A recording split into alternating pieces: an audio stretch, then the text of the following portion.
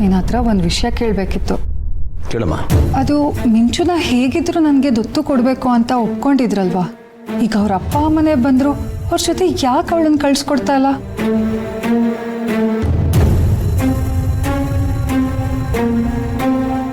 ಎಲ್ಲ ರೆಕಾರ್ಡ್ಸ್ ಕೂಡ ಪೊಲೀಸ್ ಹತ್ರ ಇದೆ ಅಲ್ವಾ, ಅವರೇ ಒರಿಜಿನಲ್ ಅಪ್ಪ ಅಮ್ಮ ಅಂತ. ಆದರೂ ಯಾಕೆ ಇಷ್ಟೊಂದು ಹಠ ಮಾಡ್ತಿದ್ಯಾ ನೀನು?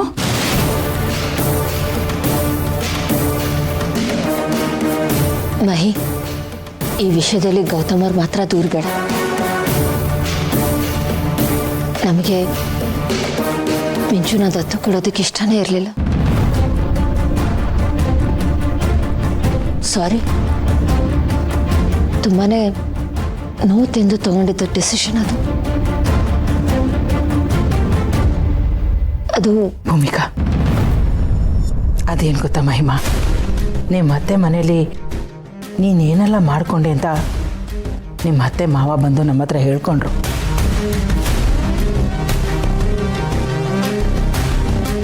ಆದರೂ ಗೌತಮ್ ಮತ್ತು ಭೂಮಿಕಾ ಮಿಂಚುನ ದತ್ತು ಕೊಡೋದಕ್ಕೆ ರೆಡಿ ಆಗಿರಲಿಲ್ಲ.